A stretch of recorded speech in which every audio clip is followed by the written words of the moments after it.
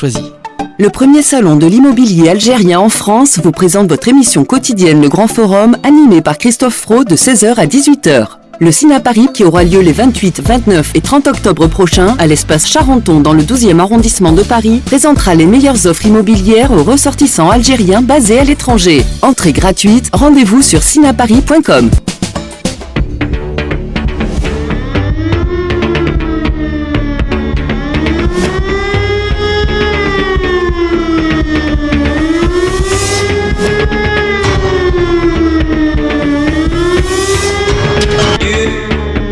Christophe sur France Maghreb 2. Bonjour à toutes, bonjour à tous, ravi de vous retrouver sur France Maghreb 2 pour votre talk de fin d'après-midi, 16h-18h, le LGF. Ravi de vous retrouver en ce jeudi, nous sommes le 20 octobre, même Lupo est là, il se fait entendre évidemment. Avec nous aujourd'hui, parmi nous, Mam, la belle histoire, à 2 reprises aujourd'hui. Comment ça va, Mam ? Bonjour à toutes et à tous. Mam qui sera là pour la belle histoire des génériques pour nous parler d'une série aujourd'hui. Une série, en effet, qui a révélé finalement la star Alyssa Milano, la star de Charmed. Ouais. C'était dans les années 80 avec Judith Light et Tony Danza. Madame est servie. Madame est servie, parfait. Tout à l'heure et aussi en fin d'émission, donc Mam, la belle histoire du jour, tout court. Pour nous faire le résumé de cette belle émission qui est aujourd'hui animée par votre serviteur, accompagné de Ali, notre directeur commercial, qui est venu un petit peu à la rescousse là, parce qu'en ce moment les chroniqueurs c'est vraiment le bordel. Bonjour mon Ali. Bonjour, ça va ? Comment ça va mon Ali ? Bah écoute, ça va, un peu speed, mais ça va. Bon, t'es là en tout cas, c'est l'essentiel. Toujours directeur commercial ? Oui, toujours. Avec le micro ouvert, c'est beaucoup mieux. Voilà. Bon. Sofiane Garbaoui, journaliste, il arrive sur le fil. Ouais, j'arrive à l'heure. Sur le fil. Ah ben à l'heure, on s'en fout après. Journaliste, directeur d'agence de presse allemande, Yabo. Il est avec tu pourrais nous. citer l'agence de temps en temps. Hein, ouais, mais elle est imprononçable ton agence. European News Agency, ENA. Comme l'école nationale des abrutis. L'école nationale des abrutis. Des abrutis. Redis-le-nous, c'est quoi c'est European News Agency. Ouais, c'est très difficile. European News Agency. D'accord. Bon. Ils ont fait un nom allemand, mais en allemand c'est encore pire. Donc je préfère non, ça va aller. Non. Alors moi l'allemand, j'ai beaucoup de mal, franchement. T'as beaucoup de mal. Ali, il aime bien. Non, mais j'avais dit que j'aimais pas les Allemands. Non, mais je sais pas. Ali parle couramment allemand, je crois. Oh, pas trop, non. Un petit peu. C'est couramment quand il est bourré. Exactement. Surtout qu'il est issu d'une région frontalière à l'Allemagne. Exactement. Ah, t'es alsacien ? Un peu, ouais. Un peu beaucoup, ouais. Ah, il a pas de chance. La chocotte halal, tout ça, il connaît. Ouais, exactement. Bon, allez, c'est parti pour le programme. Forum avec Christophe Fro sur France Maghreb 2. La battle tout à l'heure, et vous pouvez d'ores et déjà voter. Vous le faites d'ailleurs depuis hier soir. Qu'est-ce qu'il y a ? Il y avait Nasser qui devait être. Non, Nasser, il n'est pas là aujourd'hui. Bah oui, ça, merci. Voilà. Il n'est pas là, il a eu un contretemps. Donc la battle tout à l'heure, moins d'une semaine après le meurtre de la petite Lola. Doit-on faire le lien avec la politique migratoire française ? C'est ce que tente de faire l'extrême droite. Et alors là, je dois dire que je suis assez étonné puisque vous êtes 51% à dire oui. Le dernier ferme la porte. Ouais, donc ça peut encore changer évidemment. Twitter, le grand forum FM2. Vous nous en parlerez évidemment. Le zapping bien sûr avec le 49.3 en ligne de mire bien sûr annoncé hier par Madame Borne, la première ministre. Nous continuons notre série donc consacrée à la semaine de l'intégration avec aujourd'hui Monsieur Rafik Dahamna qui est donc de l'Informe qui sera avec nous et mon invité tout à l'heure. Et pour conclure cette semaine, on recevra la sous-préfète de Seine-Saint-Denis demain dans cette émission. Sur France Maghreb 2 pour qu'elle puisse nous faire le bilan de cette semaine de l'intégration à l'initiative du ministère de l'Intérieur et en partenariat avec la préfecture de Seine-Saint-Denis et de l'Office français de l'immigration et de l'intégration. Oula. Oui, Poutine a annoncé la loi martiale pour les 4 régions annexées. Qu'est-ce que ça va changer ? On y reviendra, bien sûr, dans un instant. Et puis, dans le fait du jour, c'est l'actualité toute chaude qu'on va décortiquer dans un instant. Elle aura été la première ministre la plus rapide de l'Angleterre. 43 jours seulement. Liz Truss a annoncé cet après-midi sa démission du gouvernement. Elle ne sera plus première ministre. Le temps qu'on trouve un remplaçant, elle l'a fait savoir il y a quelques minutes maintenant sur France Maghreb 2. On en parle dans un instant. Bienvenue dans le Grand Forum, présenté par Christophe Fro. Le Grand Forum. Et le Grand Forum qui fera sa première sortie en dehors de ses studios le 28 octobre à l'occasion du premier salon de l'immobilier algérien qui se tiendra à l'Espace Charenton. On sera en direct de l'Espace Charenton le vendredi 28 octobre, donc la semaine prochaine, pour aller à la rencontre des différents prestataires et des organisateurs bien sûr de ce premier salon mondial des produits neufs algériens, donc Alger, Oran, Constantine, Béjaïa et plein d'autres villes évidemment, avec des produits à acheter. Donc si vous voulez acheter en Algérie et du neuf, c'est là qu'il faut venir les amis. Alors, parmi les clins d'œil, un clin d'œil important, en 2011, décès d'un militaire et homme d'État. Ça vous dit rien? Quelle année? 2011. 2011. Oui. Oui. Un homme d'État qui est mort. Un homme d'État, effectivement, militaire, homme d'État libyen. Oui, Kadhafi, oui. Muammar Kadhafi. Muammar Kadhafi. Effectivement. Voilà, Muammar Kadhafi. Qu'est-ce qu'on peut dire sur lui si on devait dire quelque chose, Sofiane? C'est un fou qui a réussi. Un fou qui a réussi? Oui, ou quelqu'un qui n'était pas fou, qu'il est devenu. Il faut savoir qu'il est arrivé au pouvoir suite à un coup d'État contre le roi Snoussi Ier. Driss. Non, Snoussi. Snoussi? Oui. J'ai toujours cru que c'était Driss, moi. Non, c'est Snoussi. Ouais. Qui était originaire d'Algérie d'ailleurs, dont la lignée est originaire d'Algérie, du côté de Mostagadem. Je parle pas de Kadhafi, du roi de Libye. Grâce aussi un peu à l'entregent de Boumedienne, qui est un anti-royaliste assez acharné. Et il a voulu faire de la Libye une sorte de prototype de ce que pourrait être un pays arabe développé. Il avait plutôt bien réussi, non? Alors, du point de vue conditions de vie, oui. Les Libyens sont passés de l'âge de pierre à la modernité quand même. Donc, il n'y a pas de problème. Le seul souci qui s'est posé après, c'est un peu sa folie des grandeurs et de penser que l'argent suffisait à faire un État. Alice, il y avait un mot à dire sur le leader libyen qui était Muammar Kadhafi? C'est un militaire qui a dirigé son pays. Attendez, les Français veulent savoir là, qu'est-ce qui se passe? Vous faites du bricolage? Non, là, pas c'est du quoi tout. le truc? Pas du tout, moi je fais pas de bricolage. Il y a des gens qui bossent dans ce pays. Sofiane bricole tout en qu'est-ce que parlant tu fais, géopolitique Sofiane? internationale. J'essaie d'aider quelqu'un que j'aime beaucoup à pouvoir prendre des images de. D'accord. Des trucs, voilà. D'accord, ok. Donc, Pardon, Ali. je disais effectivement, c'est un chef d'État qui a eu la chance effectivement dans son pays de bénéficier de ressources pétrolières qui étaient relativement importantes, qui le sont toujours importantes, qui lui a permis effectivement de pouvoir développer son pays, c'est important, petite population, des gens qui vivaient effectivement très très bien.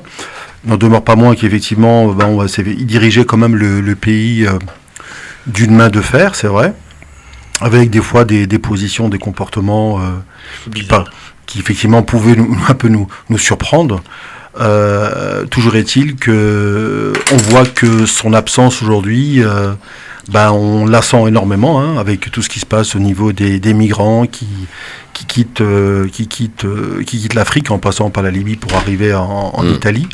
Non, mais l'Europe sent aujourd'hui, oui. Et sent les conséquences. Oui, tout à fait. Et il avait prévenu d'ailleurs. Oui, l'absence il les a prévenus, c'est pour ça qu'il avait quand même. Ouais. C'est vrai que c'était quelqu'un d'assez Il paradoxal. avait une longueur d'avance parfois. Il avait des éclairs de génie parce qu'il est sur la partie notamment monétaire, sur la partie télécommunication, sur la partie énergie. Il était quand même parfois effectivement en avance. Il avait de bons projets, de bonnes perspectives pour le pays, mais effectivement à côté, on se souvient quand même de Lockerbie, les attentats, tout ça, c'était quand même des choses qui n'étaient pas forcément très C'est la partie sombre du personnage. C'est la partie sombre du personnage. Donc c'est vrai que c'est un personnage un peu ambivalent. Oui. Voilà. Alors, 2008 aussi, autre disparition. Résumé dans les titres de 20h de France Télévisions, de France 2, de David Pujadas. Titre principal, la disparition dans son sommeil de Sœur Emmanuelle qui aurait eu 100 ans le mois prochain. Sa vitalité, son irrévérence et son combat pour les pauvres en avaient fait l'une des figures préférées des Français. Les hommages sont innombrables. Une messe solennelle aura lieu à Notre-Dame de Paris.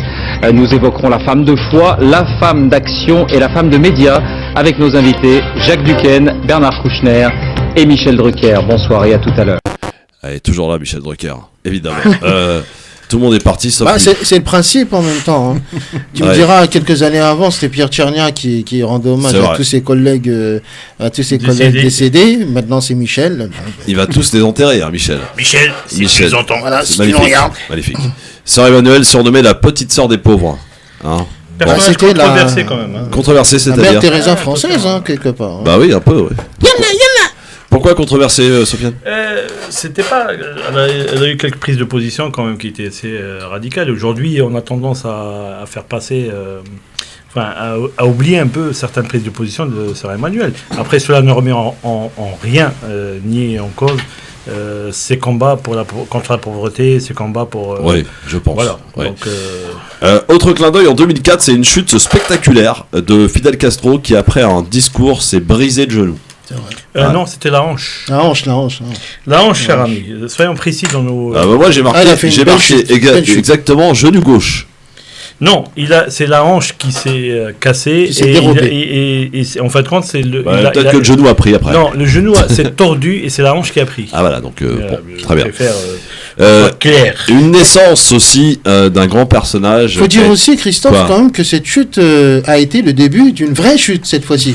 Oui, la chute de Fidel. La chute d'elle. Ah oui, non, mais c'est important. Non, mais c'est vrai. Hein. Ça a l'air comme ça rigolo, mais c'est important. Je ne vous permets pas, monsieur. Alors, une naissance, il a été enterré à Alger. Il est né en 1925, un 20 octobre, monsieur Roger Hanin. Ah, Roger Hanin. Oui, Jojo. Ouais, né à Alger, mort à Paris, enterré à Alger.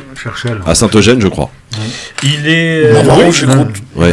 Alors, pas Saint-Eugène spécialement, non, je pense pas que c'est Albière, je crois qu'il est enterré. Et il est mort il n'y a pas si longtemps, c'était en 2015, le 11 février 2015. Et puis il a été enterré en respectant, bien entendu, toutes les consignes et les traditions juives. Oui. Comme des rabbins étaient comme venus sur Alger, à la surprise générale quand même. Hein, Il s'appelait Roger Lévy, de son vrai nom. Hein. Ouais. Après, il y a des rabbins à Alger, hein, donc il n'y a pas besoin d'importer. Hein. Ah oui ? Bah oui, il y a un consistoire juive, israélite à Alger. Hein. Très bien. Et le grand rabbin d'Algérie, c'est un personnage public qui est algérien. Hein. C'est pas. Bon, merci de la précision. 1939, enfin un dernier petit clin d'œil, c'est la naissance de Daniel Prévost, que j'aime beaucoup. Daniel Prévost. Ouais. Lui aussi a des origines algériennes d'ailleurs. Humoriste et comédien français. Écoutez un extrait de son passage dans la superbe émission que je ne loupais jamais, tous les samedis, tout le monde en parle de Ardisson, dans une interview qui était l'interview nulle. Ouais. Oui, vas-y. Interview nulle. Êtes-vous favorable à la paix dans le monde ? Oui, bien sûr, pourquoi ? Pourquoi ? C'est une interview nulle. D'accord. Hein ? C'est bien. Hein ? Ça démarre fort. Ah, dis donc. Oh là là. Très fort. Après... Mais tu les fais toi-même, les questions ? Ah, bien sûr. Attends, ce genre de truc... Alors, je vais te dire, elles sont à chier. T'as rien vu encore. Daniel Prévost, oui, on se concentre. Vas-y. Après une catastrophe atomique, il ne reste sur Terre qu'un homme, c'est vous, et 3 femmes. Laquelle choisissez-vous pour repeupler la planète parmi, attention, Martine Aubry, Michel Alliot-Marie ou Dominique Voynet? Avec laquelle décidez-vous de repeupler la planète? Je pense pas que la planète ait besoin de se repeupler.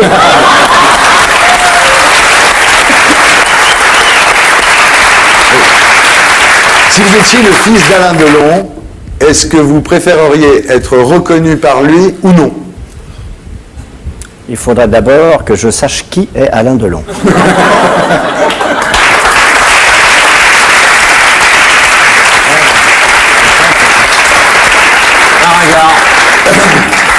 Ah, c'est très important. Vas-y, Thierry. Question suivante. Allez, Daniel Prévost, que préféreriez-vous avoir?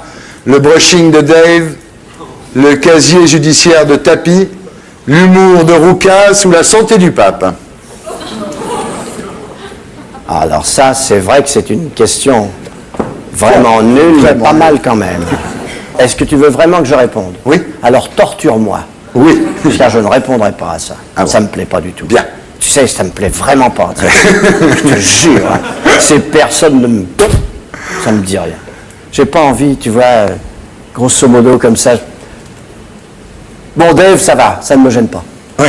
Tapi, ça me gêne profondément. Et l'autre, comment il s'appelle? Roucas. Roucas. Bon, Roucas, il travaille, il essaye. Et l'autre, c'est comment tu l'appelles? La santé du pape. Ah, non, faut pas toucher, faut pas... S'il te plaît, touche pas ce monsieur. Voilà un extrait de Tout le monde en parle. J'aimais beaucoup cette émission de Thierry Alors, Ardisson. juste une petite information. Daniel Prévost a découvert qu'il était algérien. Oui, il a découvert. Alors, puisqu'on lui avait caché ses origines, et au détour d'une conversation avec une personne, je ne sais pas comment ça s'est passé d'ailleurs, il a découvert qu'il était algérien, et donc il a commencé à faire un peu de recherche sur sa famille. Voilà pour les petits clins d'œil. Aujourd'hui, j'en ai un tout petit dernier, mais je vous le réserve dans un instant, juste après The Pub sur France Maghreb 2. Et on va parler de la première ministre. 43 jours à la tenue. 43 jours. Elle a annoncé beaucoup, sa démission. Attention, quand je dis première ministre, c'est pas Madame Borne, hein. Rassurez-vous, non. Trust. C'est Liz Truss, évidemment. Oui, mais tu sais que c'est énorme. La tenue, on pensait qu'elle tiendrait une semaine. Bah, la tenue, 46 jours. Je te promets, chez les bookmakers, elle était donnée à une semaine. Ouais. Bon, allez, à tout de suite, les amis, sur France Maghreb 2 avec Ali, Sofiane et Mam. À tout de suite.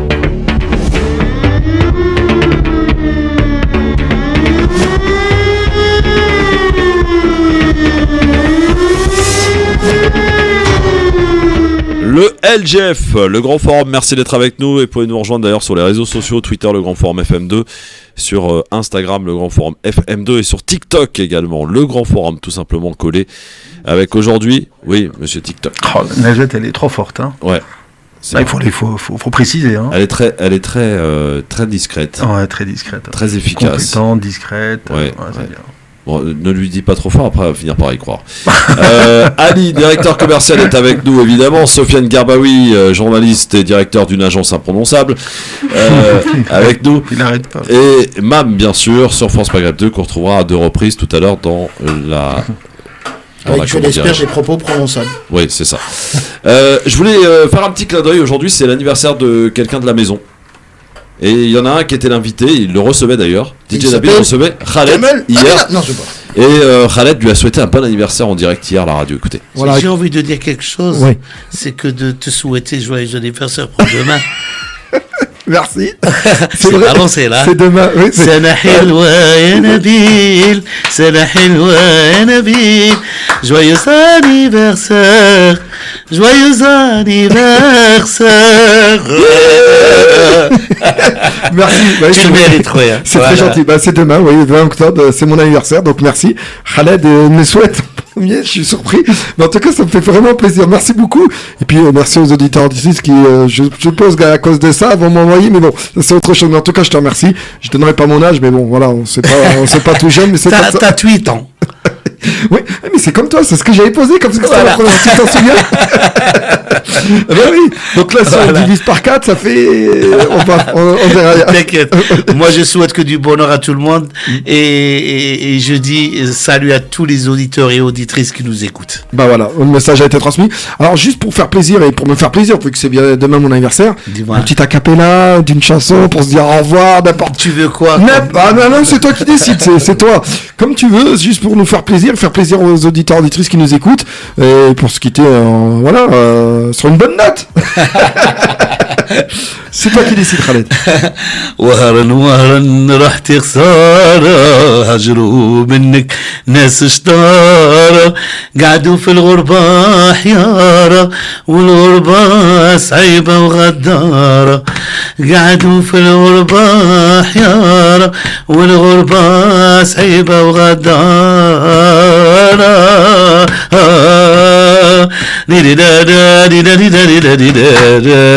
محلى صاريات بلادي القصبة ولقى الله لي صادي محلى صهريات بلادي القصبة ولقى الله لي صادي ويلي ماشي لي غادي وصيتها له في بلادي يلي ماشي ليها غادي وصيتها له في بلادي. Voilà, Khaled était l'invité de DJ Labi hier dans l'émission Tapis Rouge. Sympa Khaled, hein, toujours aussi top. Sa voix a un petit peu évolué. Ouais. Et puis bon, en anniversaire, il s'y connaît, hein. Puisque pour le coup, il est plus jeune que DJ Neville. Voilà, c'est ça. Donc c'est très emmerdant pour faire l'anniversaire quand on est né le 29 février, hein, évidemment. Oui. Bah oui. Alors, donc grand bonjour à notre ami Khaled. Il y a une de ses chansons d'ailleurs de son dernier album qui s'appelle Chef Khaled, là, ce dernier album, qui concourt pour le Grammy Awards. Voilà. On lui souhaite bonne chance évidemment. Alors, le fait du jour aujourd'hui. Un mois et demi après sa nomination, la première ministre britannique a fait une annonce cet après-midi. Écoutez. Les familles et les entreprises qui sont inquiètes de ne pas payer leurs factures, Poutine qui menace l'Ukraine et tous les pays qui ont été touchés par l'économie faible. J'ai été élu par le Parti conservateur pour améliorer tout ça. Nous avions une vision pour une baisse des impôts et aussi pour accompagner le Brexit. Mais je reconnais, au vu de la situation, je ne peux pas poursuivre le mandat pour lequel j'ai été élu par le Parti conservateur. Je demande, je présente ma démission au roi Charles III, ma démission du poste de leader du Parti conservateur. Nous nous sommes accordés avec le comité 1922 pour trouver un de mes successeurs dans les prochaines semaines. Nous allons essayer de maintenir notre pays dans une stabilité économique. Je vais rester Premier ministre jusqu'à ce qu'un Premier ministre ait été choisi. Voilà l'histoire, donc 43 jours Ali. 43 jours elle a retenu la première ministre britannique. Elle a annoncé cet après-midi sa démission. C'était prévisible ou pas ? Oui. Je pose la question à Ali. Moi, sincèrement, non, je pensais pas, dans la mesure où elle est arrivée avec apparemment un certain programme, parce qu'elle est en train de nous dire qu'elle avait une vision. Je pense pas qu'en 40 jours, on soit capable déjà de savoir si ses résultats ou sa politique, je sais même pas si elle a commencé à pouvoir la mettre en place. Toujours est-il qu'elle a hérité d'une situation qui malheureusement était facile, hein, avec les va-t-en-guerre concernant la Russie, les sanctions contre la Russie, il n'y a pas de problème, on va pouvoir y réussir. Et on se rend compte que aujourd'hui, et à mon avis, je pense que c'est plus les marchés aujourd'hui qui doivent beaucoup s'affoler en Angleterre.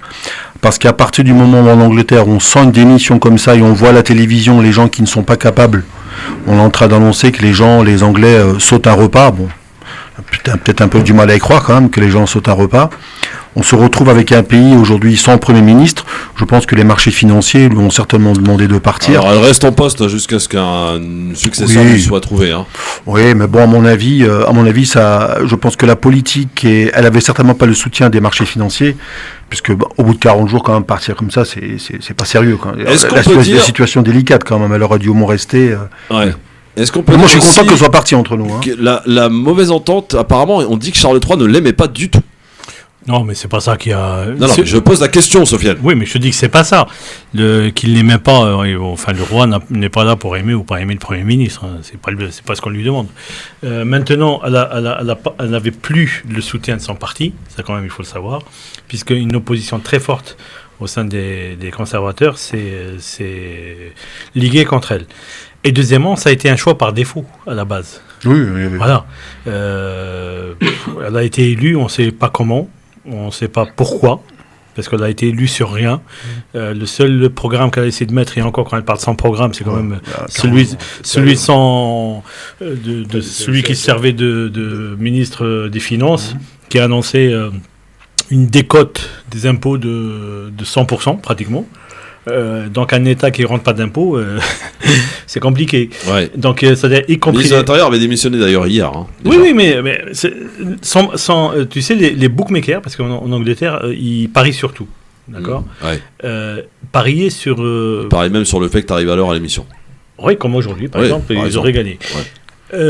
Ils ont parié sur une dizaine de jours. Donc, tu vois, elle est restée un peu plus longtemps que 10 jours. Oui, 43. 43.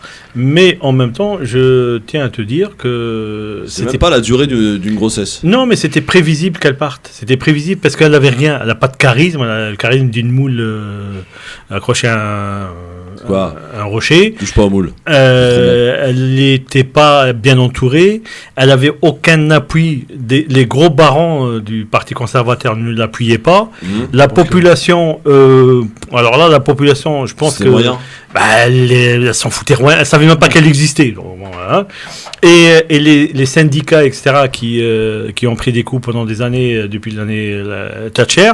Elle a voulu refaire une Thatcher, mais sans être Thatcher. Elle se disait digne héritière de Thatcher. Là, ils lui ont montré que. Puis là, surtout, elle a commencé dès le départ à être un peu en frontal avec tout le monde. Avec Emmanuel Macron, le président, quand même, hein, déjà, en disant voilà. Donc c'est vrai que forcément, elle n'avait pas très bien commencé. Mais moi, sincèrement, je suis relativement. Que représente Macron pour l'Angleterre, mon cher Ali? Oui, bon, pas grand-chose. Quand même.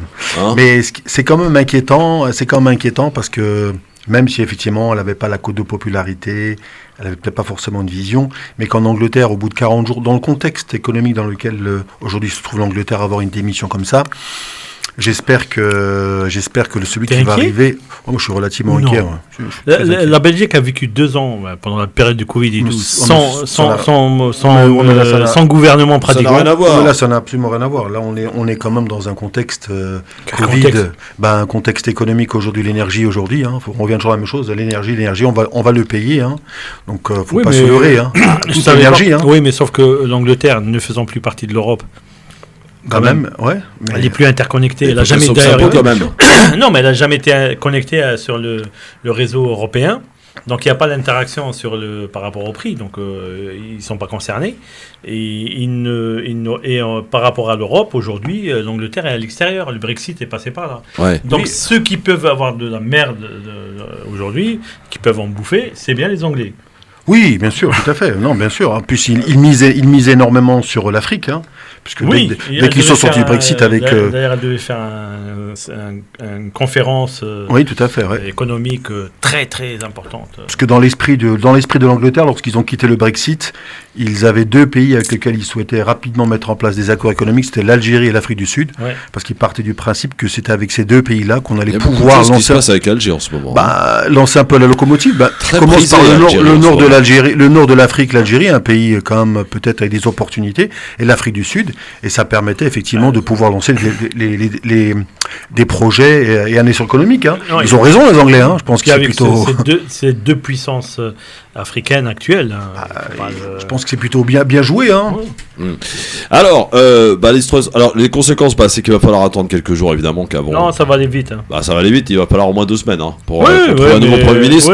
Elle reste en poste en attendant. Je crois qu'elle détient le record de celle qui est restée le moins longtemps au poste. Hein. Oui, ouais, je pense 43 pas, jours. Je pense pas que dans mon souvenir, j'en ai pas. Elle a dépassé tout le monde. Hein. Mais même Elisabeth Borne a fait mieux qu'elle. Pour l'instant, non, mais parce qu'elle, on va la comparer à Edith Cresson. Ah oui, c'est vrai. Tu vois, Edith Cresson, 10 mois. 10 mois, ouais. 10 mois. Mais Borne, elle a plus de combativité et elle est soutenue quand même par le président. Oui, et d'ailleurs, ce que tu dis est d'ailleurs acquiescé, en tout cas validé par Patrick Hernandez, qui a dit Born to be alive, né pour être vivant. Excellent.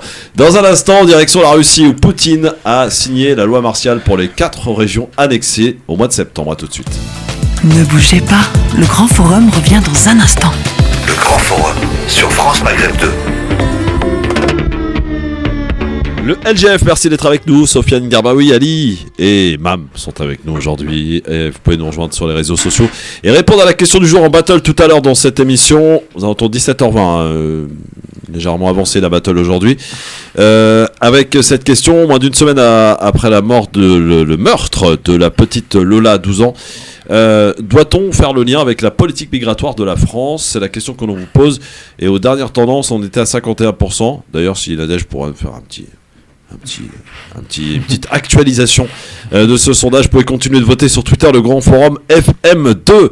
Alors, après 8 mois de guerre, le président russe ordonne hier l'instauration de la loi martiale dans les 4 territoires ukrainiens de Donetsk, Luhansk, Luhansk et comment il s'appelle, Zaporijia, voilà. Des régions annexées, rappelons-le, en septembre dernier par Moscou. La mesure est effective depuis aujourd'hui, ce jeudi. Annonce faite lors du Conseil de sécurité. Écoutez Vladimir Poutine. Laissez-moi vous rappeler que la loi martiale prévaut dans les républiques populaires de Donetsk, de Luhansk, de Kherson et de Zaporijia depuis que celles-ci sont entrées dans la Fédération de Russie. Il est donc nécessaire d'appliquer cette loi du cadre légal russe. J'ai donc signé un décret sur l'entrée en vigueur de cette loi martiale dans ces 4 sujets de la Fédération de Russie. Qu'est-ce que ça va changer, mon Sofiane ? Rien. Ça va rien changer. Il faut savoir que c'était des zones de guerre. Ouais. Donc la loi martiale, même si elle n'était pas annoncée officiellement, elle y était de fait. Donc la loi martiale, c'est-à-dire que si on chope des gens qui ne sont pas dans la ligne, c'est exécution, peloton d'exécution sur place. Voilà, les zones de guerre sont soumises à des règles un peu particulières. Et quand tu annonces la loi martiale, c'est applicable aussi à la population locale. D'accord. Mais c'était déjà le cas. Donc, je pense que c'est plus une annonce pour sa population. Pour son opinion publique. Oui. C'est plus en disant voilà, nous reprenons. C'est un message envers l'opinion publique. Oui, russe. Il y a aussi la semaine prochaine, je crois, au Conseil de sécurité qui vont à la réunion pour l'histoire des régions qui ont été annexées par la Russie. Hein. Donc, ça va faire l'objet d'un vote. Hein. Donc, certainement, il va y avoir encore à mon avis, des petites... Il n'a pas eu lieu le vote déjà ? Non, pas du tout. Non, je parle du Conseil de sécurité à l'ONU. Oui, mais bon, il n'y aura pas de changement non plus. Ah non, il n'y aura pas de changement. C'est un peu, je pense que... Parce qu'en fait, quand Vladimir Poutine parle, alors des fois, on se dit à qui il parle. Est-ce qu'il parle à son opinion publique ou est-ce qu'il parle aux médias occidentaux. Moi, je pense que des fois, il est un petit peu sur les deux, je pense. Oui. Parce que quand il dit loi martiale, quelque part, c'est pour les Ukrainiens. Voilà, pour les Ukrainiens aussi leur dire, voilà, ça veut dire qu'aujourd'hui, quelque part, il est aussi peut-être en train de légitimer, à mon avis, je pense, l'accentuation qu'il va faire au niveau militaire sur ces fameuses zones. Parce que je pense que maintenant, il va se concentrer sur ces zones-là. Et ça veut dire, c'est un peu logique en termes de stratégie militaire, hein. Il s'est un peu dispersé. Maintenant, je me reconcentre sur les régions que j'ai annexées, et c'est là-dessus, je vais faire des efforts militaires, et là-dessus, par contre, je vais être absolument, comme tu l'as dit, intraitable, sans pitié, voilà, le premier qui bouge. Sachant que les rapports de sécurité qu'on lui a remontés dernièrement, la grande, je dirais, ce qui fait que, d'après ce que disent les rapports de sécurité russes, qui fait qu'aujourd'hui le danger vient des Ukrainiens de l'arrière, les saboteurs. Par exemple, ce qui s'est passé là sur le pont. Forme de guérilla. Forme de guérilla. Et donc la loi martiale fait que si tu es chopé pas dans les clous, et ben on te tire dessus. Hein, voilà. C'est guérilla. Alors, on va accueillir notre ami le docteur qui est avec nous. Bonsoir docteur. Bonsoir mes amis. La question est posée à votre journaliste, monsieur Sofiane. Oui. Parce que j'ai la nouvelle, mais je préfère que lui il annonce. Qu'est-ce qui se passe actuellement en Algérie? Qu'est-ce qui se passe en Algérie? Oui, là, aujourd'hui, pendant une semaine. Je ne sais pas, Sofiane Garbaoui, qu'est-ce qui se passe en Algérie? Je vais vous le dire. Oui. Et comme toujours j'ai mes sources, c'est simple, c'est Radio Orient, dans son émission en langue arabe et par le journaliste monsieur Mazen Hamoud. Il y a des, comment on appelle, il y a des manœuvres militaires entre la flotte russe et algérienne pour une semaine dès ce matin. Oui. Donc, c'est condamnable ce qu'est la guerre en Ukraine. Mais d'après les médias ici, ceci, cela, à l'ONU, je pense pas, il y a beaucoup de gens qui vont se mettre contre la Russie. Hein. L'exercice militaire, monsieur, c'est quelque chose qui se fait, qui était prévu. Hein. Là, moi-même, j'étais étonné des manœuvres militaires. Donc là, mais non, mais c'était quelque chose de prévu depuis longtemps, docteur. Ils ne peuvent pas mentir Radio Orient en langue arabe. C'est monsieur Mazen Hamoud. Il peut dire des conneries aussi, je vous rassure tout de suite. Hein. Mais vous saviez qu'il y a eu... Est-ce que vous saviez qu'il y a eu... Quelle raison des conneries? Mais c'est des manœuvres et j'ai appelé l'Algérie, effectivement, et ils ont annoncé à la radio algérienne. Non, mais les manœuvres militaires étaient déjà prévues. Les manœuvres les manœuvres militaires peut-être qui étaient les plus importantes, c'est celles qui ont eu il n'y a pas longtemps en Asie, avec 50 000 militaires russes, les Russes, la Chine et des soldats aussi algériens, l'armée algérienne, effectivement. Voilà, ça aussi, ça a été un exercice qui a eu lieu. Mais là, ce qui est étonnant, comment se fait-il que l'Algérie n'a pas annulé ça? Non, pourquoi est-ce que vous souhaitez qu'elle annule? Pourquoi? Parce que, soi-disant, ils doivent donner du pétrole à l'Italie, en Europe, tout ça, et du gaz. Et soi-disant, ils doivent faire des sanctions à la Russie. Mais il ne faut pas de sanctions, l'Algérie. Des sanctions, et je ne parle pas d'Iran qui donne des armements. Docteur, si je peux me permettre, il ne faut pas tout confondre. Là, vous confondez tout. Les rapports ne sont pas les mêmes, en fait. Les rapports entre vendre du gaz, effectivement, à l'Italie, vendre du pétrole je ne sais où, et d'avoir des bons rapports avec, d'ailleurs je crois, si je dis pas de bêtises, je parle sous le contrôle de mes deux débatteurs aujourd'hui, que la Russie est le premier, que l'Algérie achète en premier lieu ses armes à la Russie. Oui. Depuis 62, ça voilà.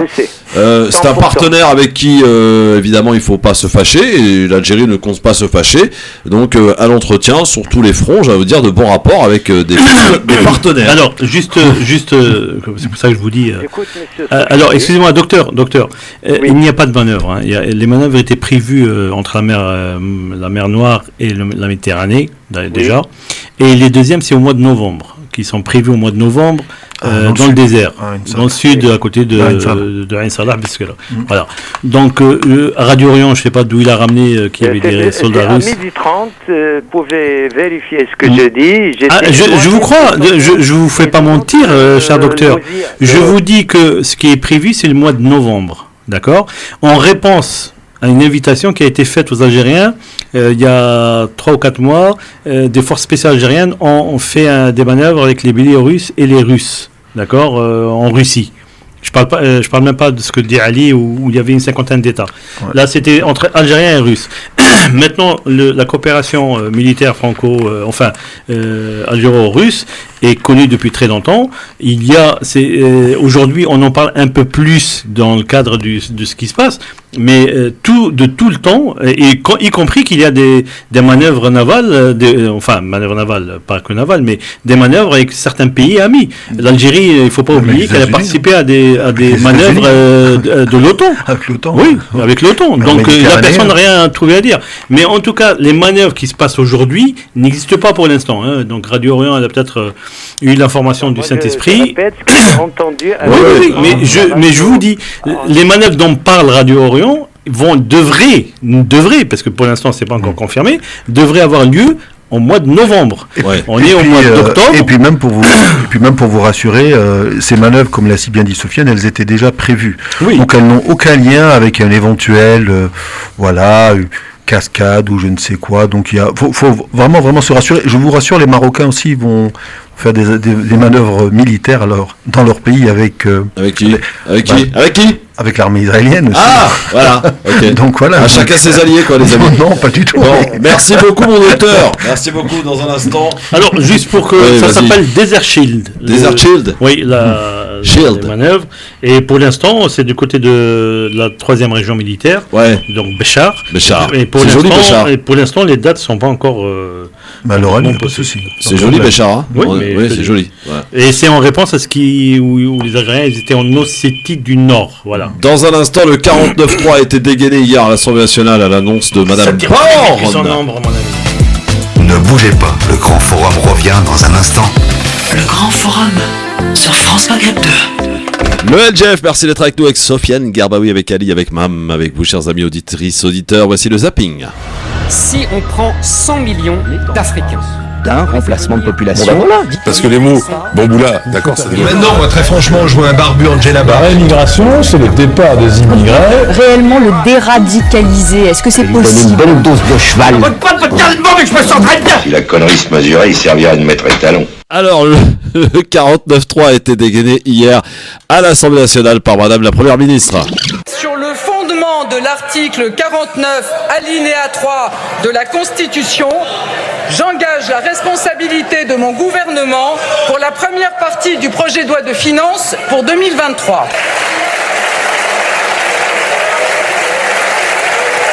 Nous devons donner un budget à la France, un budget cohérent avec les engagements pris devant les Français, pas de hausse d'impôts, pas de hausse de déficit.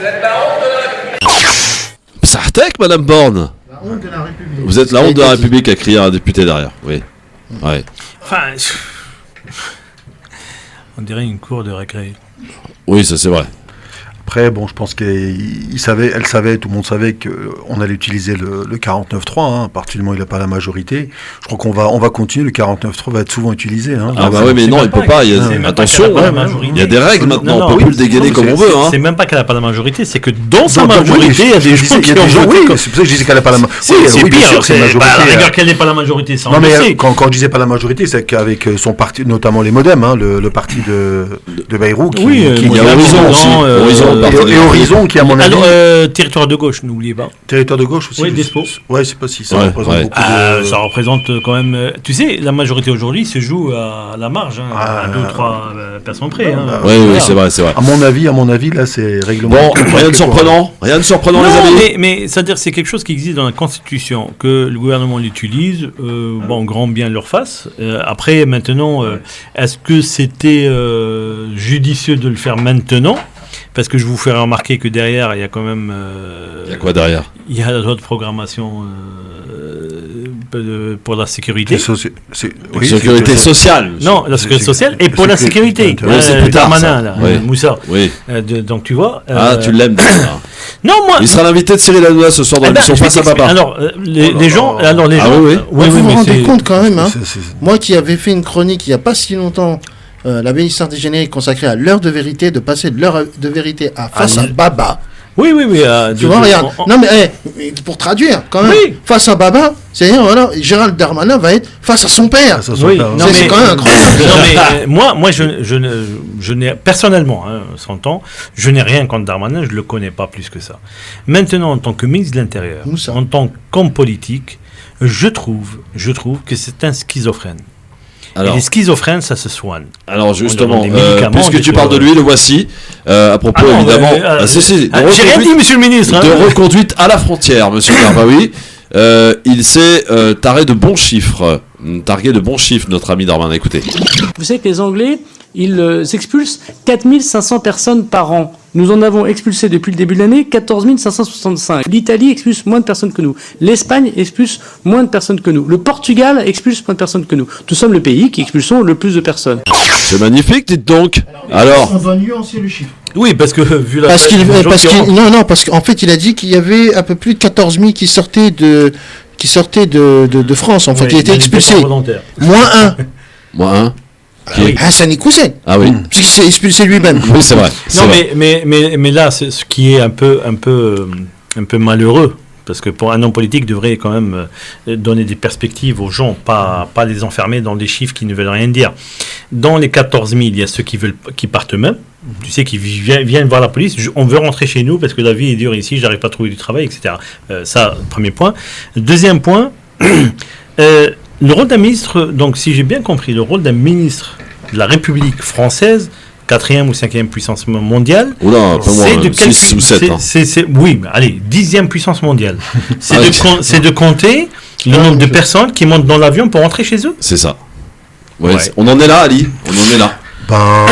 Bah oui, parce que c'est la même chose. Hein, regarde, tu vois, c'est sur la même chose. On est en train de parler toujours du détail. Hein. On minimise les choses. Faites gaffe avec le mot détail. Hein. Bah non, mais c'est non mais regarde, tu vois ce militaire, parce qu'il fait, on surréagit par rapport toujours à une actualité, voilà. Et comme l'a dit Sofiane, l'important c'est comme d'avoir une vraie vision. On sait pertinemment, tout le monde le sait, que cette histoire de reconduite à la frontière. Je croyais que c'était la rose important. Ça se fait à deux. Ça se fait avec le pays où tu vas renvoyer la personne. Non, et on sait qu'aujourd'hui, effectivement, les accords avec certains pays. Non, Ali, oui. Excusez-moi, oui, c'est pas vrai. Les accords existent. Les accords existent. Sauf que quand tu as un État, la police en l'occurrence, qui va voir le consulat d'Algérie, du Maroc, tout ce que tu veux, qui leur disent on a un Tunisien ou un Marocain ou un Algérien qu'on veut expulser, donnez-nous un laissez-passer. La première des choses que font les consulats, donnez-nous ces papiers. Non, donnez-nous le nom, les papiers, c'est-à-dire la réalité. Non, parce que le nom. Oui, Sofiane. Ils peuvent toujours. Et c'est pas vrai, parce qu'ils ne leur ramènent rien. Un clandestin est censé ne pas avoir de papiers, parce que quand il y a des papiers, il est plus clandestin. Même au niveau, tu dis papiers, même quand tu donnes un nom, effectivement, on sait que effectivement là-dessus, ça ne marche pas très bien. Faut pas se leurrer. J'ai des noms à filer, si vous voulez. J'ai des noms à filer, moi. Je suis une balance. Non, mais ça va pas, non. Arrête, s'il te plaît, c'est toi. Non, mais c'est toi. Vous êtes un malade. C'est toi. Rachida Dati a répondu à monsieur le ministre de l'Intérieur. Rachida Dati. Nous n'avons pas de politique pénale dans notre pays. Je le dénonce systématiquement. À longueur de plateau, à longueur d'interview, à longueur d'intervention. Il n'y a pas de politique pénale d'une part, et nous avons un problème de crédibilité de la peine en France aujourd'hui. C'est plutôt un ministre à Dupond-Moretti. Non, mais pour quelqu'un qui a été ministre de la Justice, elle dit des conneries. Le fait d'être sans papier, c'est un délit, et non pas un crime. Donc tu peux pas le juger par la cour pénale. Donc qu'est-ce qu'elle raconte ? Il faut qu'ils arrêtent de... Non, en fait, je recontextualise le truc, c'était par rapport à l'affaire Lola. Oui, mais ça regarde... mais regarde, quand tu... Comment ça, on n'a pas d'affaire pénale ? Il y a des assises, il y a des trucs. Moi, il y a juste quelque chose un peu qui m'étonne dans toutes ces histoires-là, c'est que ces gens qui parlent, et Rachida Dati, en l'occurrence, tu vois... Elle a eu des responsabilités. Donc ces gens-là, ministre de la Justice, elle a eu des responsabilités. Elle a été effectivement, comme tu l'as si bien dit, garde des Sceaux. Ouais. Et ces gens-là, ils viennent en plus après, quelques années après, donner des leçons, disant, garde des Sceaux. On devrait faire ci. Mais qu'est-ce que vous avez fait pendant que vous étiez aux affaires ? Donc quelque part, c'est comme dans une entreprise. Dans une entreprise, quand tu embauches quelqu'un, si cette personne n'est pas compétente, n'atteint pas ses résultats, je regrette. La personne, ou elle va ailleurs. Qu'est-ce qu'ils viennent 5 ans après, 10 ans après, ils arrivent, ils disent regardez la gauche, qu'est-ce qu'elle a fait. À croire que c'est sous le mandat de Hollande, et que d'un seul, une espèce de horde sauvage qui a déferlé dans la France. Ils sont entièrement, ces gens-là sont responsables, mais ils ont un don, en fait c'est du culot. Oui. Sincèrement, dans aucun pays, moi je le dis clairement, dans aucun pays. En Allemagne, ça dit l'Angleterre. Tu peux pas mentir comme ça. En Allemagne, tu peux pas. Tu connais mais bien avant déjà. Tu vois, en Allemagne, ça se fait pas. En Angleterre, on critique la première ministre qui vient de démissionner, mais moi je vais te dire un truc, quelque part chapeau. Oui. Chapeau bas, parce que tu vois, elle part. Chapeau pointu. Ah oui. En Finlande, tu as vu que la ministre qui vient de démissionner, simplement pour une histoire effectivement d'avoir utilisé son adresse mail personnel, tu vois. Mais on arrive à des niveaux, et nous, on arrive avec des gens qui étaient au pouvoir, qui avaient des responsabilités, et qui ont fait des lois, et qui aujourd'hui, qu'est-ce qu'ils font ? Ils sont toujours dans un mot. Là, je pense qu'on est très fort dans la croissance, dans la polémique. Je crois qu'il n'y a pas un pays où on est très fort que dans la polémique. Dans un instant, Bruce Toussaint énervé par rapport à un jeune de Reconquête. Mais énervé, il a pété un câble sur BFM. Vous écoutez ça dans un instant. C'est bientôt ça. Bruce Toussaint, effectivement, énervé sur BFM TV, il recevait Stanislas Rigaud de Reconquête, et lorsque ce dernier... Comment il s'appelle, le mec ? Stanislas Rigaud. Comment ? Stanislas Rigaud, ça va, tu vas pas me... Stanislas, j'en sais rien moi. Mais ça, c'est pas français, ça. Non, Reconquête. Oui, mais c'est pas français, monsieur. Et je suis pas là pour distribuer des brevets de nationalité. Monsieur Gabraoui. C'est pas mon rôle. Je fais juste une remarque. Et donc il était énervé parce que ce dernier avait évidemment fait le lien avec l'immigration, nanana, sur le fait que Lola aurait pu être encore là si cette dame avait été expulsée. Et Bruce Toussaint, ça l'a un peu énervé, écoutez. Cet enfant n'est pas enterré, monsieur Rigaud. De quoi parlez-vous ? C'est indécent ce que vous faites sur cette affaire, sur cette manifestation. Vos opinions, vous avez tout à fait le droit de les avoir. Cet enfant n'est pas enterré. Cette famille veut qu'on la respecte. Qu'est-ce que vous faites pour le respect de cette famille? Arrêtez. Voilà, il a pas content, Bruce Toussaint, sur BFM. Mais bon, c'est la première fois. Mais au-delà, la récupération de cette affaire tragique, moi j'aime bien que alors écoutez bien, si la personne aurait été expulsée, parce qu'il faut utiliser le bon français, si la personne aurait été expulsée, il n'y aurait pas eu de crime. Et ils sont sérieux. Je ne savais pas que les politiciens étaient des devins. C'est plus des politiciens, c'est des magiciens. Ils peuvent prévoir le passé, le futur et le présent. Ils peuvent le prévoir. C'est-à-dire, y compris le passé, en fait, compte... Non, mais c'est un discours simpliste. C'est un discours dangereux. Mais non, c'est pas simpliste, c'est un discours dangereux. C'est un discours fasciste, parce que le fascisme, c'est ça. C'est parler à l'émotion. On parle, tu sais, dans le corps humain, il y a une partie qui s'appelle l'encéphale, et c'est là où est située la partie émotionnelle. C'est la partie, on appelle ça la partie froide de l'homme, c'est la partie reptilienne. Et la partie reptilienne, elle ne réfléchit pas. Ouais. D'accord. Voilà, juste. Alors oui, effectivement, là, comme on l'a dit, on est toujours dans. On fait des cours d'anatomie. Voilà, c'est 17h02 là. On est effectivement dans l'émotion. Il y a peut-être effectivement, et tu vois, alors c'est bien, même chose. Hein, tu vois, la polémique. Alors on dit des choses, mais on l'a pas dit. On fait de la récupération, mais on fait pas. Mais il y a juste une question, il y a plein de questions à poser. Cette personne-là qui a commis un acte innommable, parce qu'on peut pas le. Non. Quel est quelque part, sincèrement, peut avoir le lien entre quelqu'un qui peut ne pas avoir des papiers ou je ne sais quoi, et qui peut commettre un acte complètement innommable. Il n'y a pas de corrélation. On en reparle dans un instant, messieurs, si vous le voulez bien, avec la battle et cette question. Parce que sinon, demain matin, on arrête l'alcool, hein, parce qu'il y a des gens qui ont tué. C'est une bonne idée, ça. Il y a des gens qui ont tué des gens en voiture, hein, sous l'effet d'alcool. C'est pas pour autant que le lendemain, on a dit que l'alcool tue, c'est dangereux, et tatati. Il faut l'arrêter. Il faut arrêter. On en reparle dans un instant dans la battle. Je rappelle la question en battle. Vous pouvez toujours voter sur le grand forum FM2. Moins d'une semaine après le meurtre de la petite Lola, doit-on faire le lien avec la politique migratoire française? On en reparle, vous répondez à cette question. On en débat avec Ali et Sofiane dans un instant. Pour l'heure, c'est notre invité de notre semaine de l'intégration à qui nous consacrons chaque jour une chronique. Dans le cadre du Grand Forum, nous consacrons chaque jour une rubrique sur la semaine de l'intégration qui a lieu du 17 octobre au 21 octobre des primo-arrivants.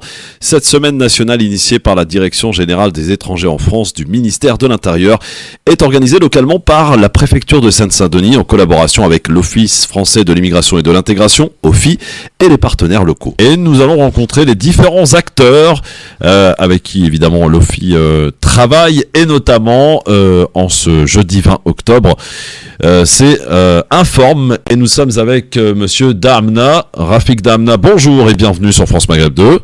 Bonjour. Alors, qu'est-ce que l'Informe? Pour présenter un petit peu aux auditeurs, c'est une espèce de formation linguistique en français et en langues étrangères, mais vous faites aussi de l'alphabétisation. Et voilà, vous avez tout type de choses à nous expliquer autour de ce que fait Informe. Écoutez, si je devais un petit peu résumer notre action, déjà je vous dirais que nous avons choisi d'agir sous cet acronyme car nous envisageons notre mission, disons, comme un impératif à informer nos publics sur leurs droits et devoirs, notamment au travers de l'enseignement du français langue d'intégration. Et puis, s'il devait être brièvement présenté, le français langue d'intégration pourrait être défini comme, disons, une langue d'usage pratique qui vise l'apprentissage de la langue française et des principes et valeurs de la République nécessaires à l'intégration durable des immigrants. Donc nous agissons en partenariat, disons, avec plusieurs partenaires, et puis s'agissant de notre rôle de prestataire de l'OFII, nous dispensons des formations linguistiques à un public composé de primo-arrivants, signataires du contrat d'intégration républicaine. C'est obligatoire, on rappelle, hein, ce contrat que signe tout nouvel arrivant doit signer un contrat avant de bénéficier de vos services. C'est ça, ce contrat est conclu entre l'État français et tout étranger non européen admis au séjour en France et souhaitant s'y installer durablement. Ouais. Il engage naturellement au respect des principes et valeurs de la société de la République française, mais par ailleurs, il octroie notamment le droit et le devoir de suivre une formation linguistique gratuite, financée par l'OFI, aux signataires dont le niveau de français est, disons, jugé insuffisant pour une intégration réussie. D'accord.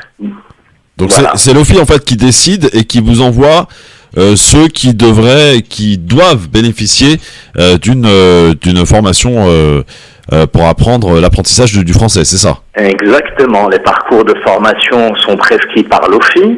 Ils varient selon les besoins de chaque signataire, entre 100 et 600 heures, en fonction d'une évaluation initiale, naturellement. D'accord. Alors combien vous avez de primo-arrivants dont vous avez la charge, d'apprendre le français notamment? Oui, alors pour vous donner un petit peu une idée, notre groupement accueille environ 2500 personnes par an. Ah oui, quand même. Oui, sur le territoire de la Seine-Saint-Denis. D'accord. De ce fait, notre offre de formation doit s'adapter aux réalités et contraintes de chaque apprenant, si bien que nous leur proposons des formations intensives à raison de 20 heures par semaine. D'accord. Pour ceux qui ont le loisir de se former, mais aussi des parcours extensifs les lundis, samedi ou en fin de journée pour celles et ceux qui ont un emploi ou qui n'ont pas de moyens de garde pour leurs enfants en bas âge. Et en moyenne, ça dure combien de temps une formation pour apprendre ou maîtriser, j'allais dire, la langue française? Alors, les prescriptions moyennes varient, on va dire, entre 200 et 400 heures. Si vous faites ça à un rythme intensif, ça varie entre 2 et 4 mois.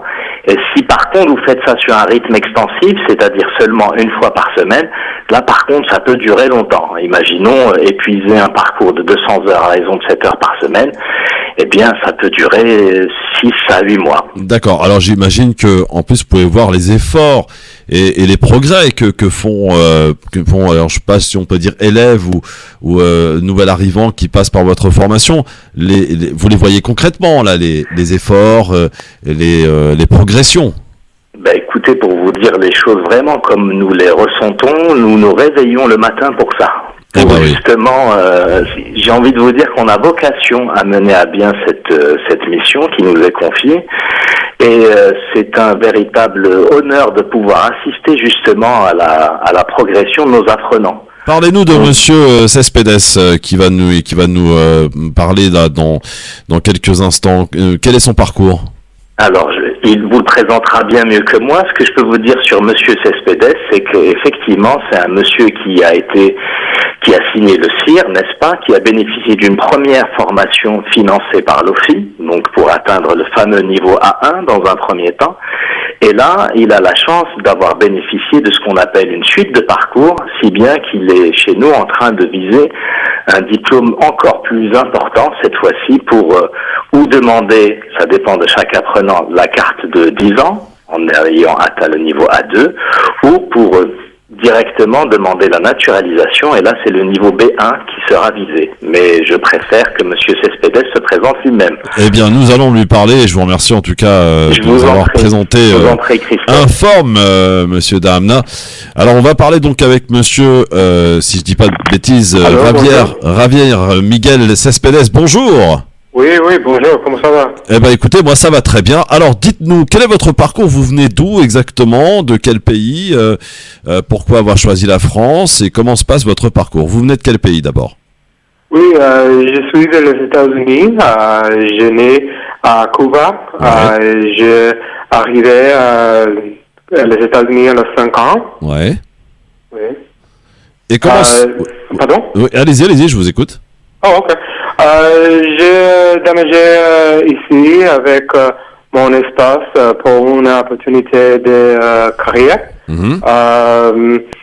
Et mon intention en France, c'est apprendre le français, continuer mon éducation et trouver un travail.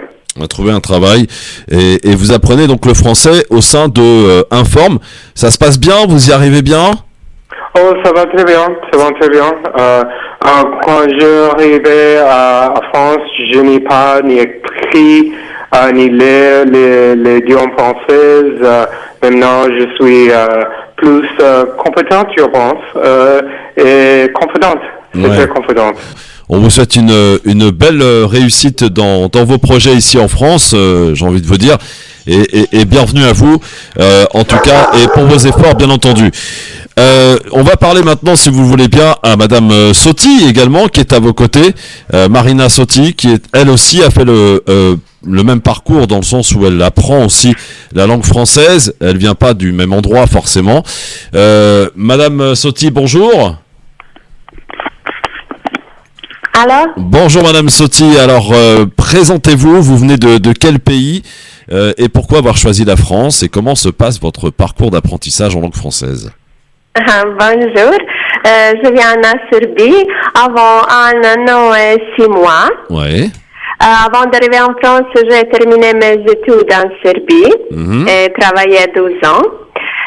Mais ici, maintenant, je suis très satisfaite pour la langue parce que formation est gratuite, c'est très important pour nous. Et aussi, nous travaillons beaucoup. Notre professeur a beaucoup de compétences. Langue française est très difficile, vraiment. Mais vous la maîtrisez plutôt bien. Intéressant. Oui, vous la maîtrisez. Pour moi. Vous la maîtrisez plutôt bien, en tout cas, Marina. Et vous avez commencé il y a combien de temps votre formation en langue française ? Pour niveau A2, 2 mois et 2 semaines. 2 mois et 2 semaines. En tout cas, vous avez fait beaucoup de progrès et vous parlez très bien. Quels sont vos souhaits pour vous installer en France ? Qu'est-ce que vous aimeriez faire ici en France ? Je veux apprendre la langue et faire métier ici. Qu'est-ce que vous aimeriez faire comme métier ? Ah oui, j'ai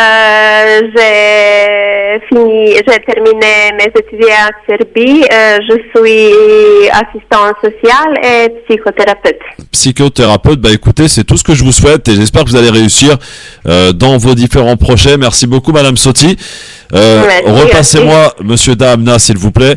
Monsieur Rafik Dahamna, qui est le directeur de Informe, qui donc est cette structure, rappelons-le, qui forme tout simplement une formation linguistique en français et en langues étrangères, alphabétisation notamment, et on a vu les exemples concrets autour de 2 personnes qui participent à votre formation, Monsieur Dahamna.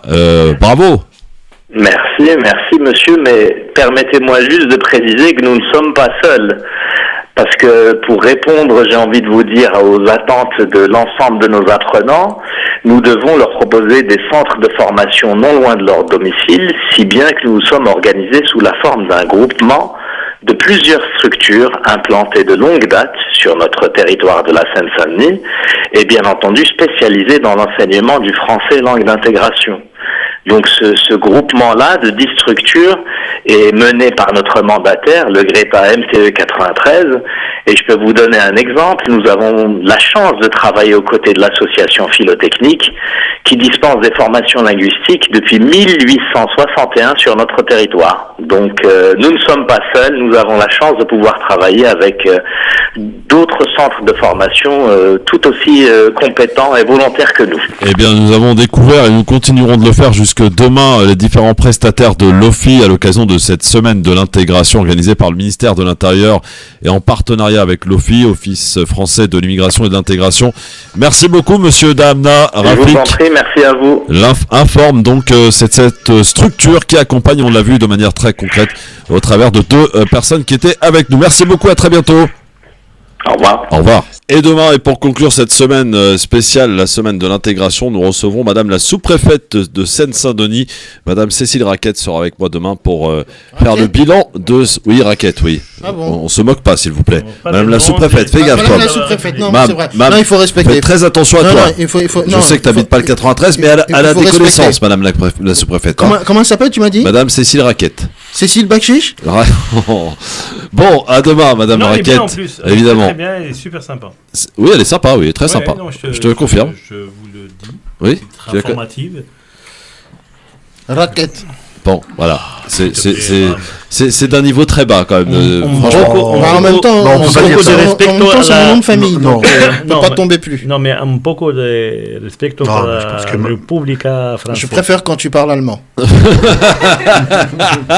il le comprend mieux. J'adore. Dans un instant, la battle. Alors, ça va être un peu compliqué aujourd'hui cette battle. Je vous ai mis un peu dans la merde. T'as choisi le. J'ai choisi un sujet qui va être difficile d'être départagé. Il est pour lier l'immigration avec le truc. Alors, la question, je vous la rappelle. Vous pouvez voter. Nadège, t'as regardé les résultats? T'as pas regardé? J'ai vu 53. Oh, ça a monté. On est en train de voter. Ça a monté. Ça a monté. C'est Ali qui monte. Le sondage est spolié par Concat-TRN. Non, mais tu rigoles, mais c'est fort possible. C'est fort possible, bien évidemment. Je rappelle la question à moins d'une semaine après le meurtre de la petite Lola, 12 ans. Doit-on faire le lien avec la politique migratoire comme tente de le faire en tout cas la droite et l'extrême droite avec cette marche organisée d'ailleurs dans le 19e ce soir. Eh bien vous répondez à cette question, 53% disent oui, qu'on doit faire le lien avec la politique migratoire. Après, on peut avoir ses idées évidemment. Et on en parle, on en débat dans un instant, ne bougez pas sur France Maghreb 2 avec nous dans le Grand Forum en ce jeudi 20 octobre. Bienvenue tout le monde. Merci d'être avec nous en direct sur votre radio France Maghreb 2. Merci de nous rejoindre, vous qui sortez peut-être du travail. Bienvenue sur France Maghreb 2 dans votre émission quotidienne, votre talk de fin d'après-midi. Le Grand Forum, le LGF sur les réseaux sociaux, Instagram, le Grand Forum FM2, Twitter, le Grand Forum FM2 et même sur TikTok, le Grand Forum. TikTok. Qui a TikTok? Grâce à Najet. Non, moi j'ai pas ça. Nadège, pardon. Arrête de boire. Elle a pas une tête de Najet. Hein, il fait comme au pays. Tu vois, il a un truc qui me dit que c'est du café. Je crois pas trop. Mais non, mais en même temps, il a prouvé qu'il était en capacité de faire de l'anti-Zemmour.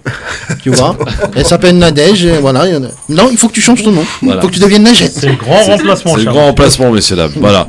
Qu'est-ce que je voulais dire? Je voulais dire quoi en fait? Je sais plus. Bon allez, passons maintenant à la battle. Oh là. Alors là, c'est. Vous n'avez pas, M. Mitterrand, le monopole du cœur. Vous ne l'avez pas. Je suis contre la peine de mort. Oui, il y a une fracture sociale forte. Travailler plus pour gagner plus. Cet adversaire, c'est le monde de la finance. Parce que c'est notre projet. C'est quand même un président de la République qui crie comme ça, tu vois. Ouais, franchement, je m'en lasserai jamais. Ouais, franchement. Non, sérieux, on dirait un mec de marché, quoi. Alors, la question, ce qui aurait été extrêmement terrible, c'est qu'il soit accusé de... Oui, c'est ça aussi. La question que je vous pose aujourd'hui, moins d'une semaine après le meurtre terrible, atroce, les mots manquent pour qualifier ce qui s'est passé, donc de cette petite Lola âgée de 12 ans, doit-on faire le lien avec la politique migratoire française comme tente de le faire, notamment en particulier, mais pas que, mais surtout l'extrême droite? La question est posée, 53% sur Twitter disent oui. Ali, que dis-tu? On va être dans une réponse un peu... Oh, je vais peut-être d'abord laisser Sofiane, parce que Sofiane avait des arguments béton, donc je vais essayer d'y répondre tout à l'heure. Allez, Sofiane, je te donne le flambeau. Merci, cher Ali. C'est bien, faites votre émission entre vous, c'est arrangement entre amis cette émission. Il me met dans la merde, mais bon. Sofiane. Alors, tout d'abord, je dis merde au Front National, merde à Zemmour, d'accord, voilà, ça c'est... c'est pas d'argument. Non, mais déjà, comme ça je me libère un tout petit peu, je me mets dans l'ambiance. Des crimes d'enfants, malheureusement, il y en a toujours eu. Il y en aura... Enfin, voilà, je préfère pas y penser. Des morts, il y en a tous les jours, pour X raisons. Faits par des étrangers, par des Français, par des gens normaux, par des gens malades, par des gens bizarres, par tout ce que tu veux. La mort d'un enfant, c'est toujours terrible pour la famille à qui il appartient. Nous, on a beau essayer de faire semblant d'être triste. Moi, je pense que Zemmour, il s'en fout réellement de la Lola, la pauvre, là où elle est. Et je crois qu'il s'en fout réellement. Il la connaît pas. C'est un menteur s'il dit qu'il a quoi pour elle. Il veut me dire que j'ai une émotion. Je ressens comme comme tout être humain. Oui, on peut avoir un moment d'émotion comme ça. Mais on va pas se mentir. On va pas rester triste toute notre vie parce que Lola est morte. Elle est morte. C'est triste pour ceux qui l'ont perdu. Sa famille proche, à qui je présente mes sincères condoléances et je leur dis beaucoup de courage. Et j'ai trouvé cette famille quand même dans le respect, très dignes, à la hauteur, et on veut leur faire jouer un rôle qu'ils ne veulent pas, et qu'ils disent laissez-nous tranquilles. Sofiane, juste Oui. pendant volontairement je te coupe, hein, ils insistent énormément sur la manière dont la petite malheureusement a été. Pourquoi il y a une manière de mourir? Oui, parce que ce matin, parce qu'il y a des gens qui te parlent il y en a qui te parlent, voilà, de la référence couteau, égorgement. Oui, mais il n'y a pas une façon bien de mourir. D'accord? Si elle était morte de sa mort naturelle, personne n'aurait rien dit. Mais il y a pas, et même là, on aurait été triste parce qu'un enfant qui meurt, c'est toujours triste. Maintenant, dans ces conditions tragiques et difficiles, c'est encore 2 fois plus triste, c'est 2 fois plus difficile à supporter, et on peut pas accepter ce genre de pratique. Mais en même temps, à côté de ça, on a des gens qui ont commis cet acte.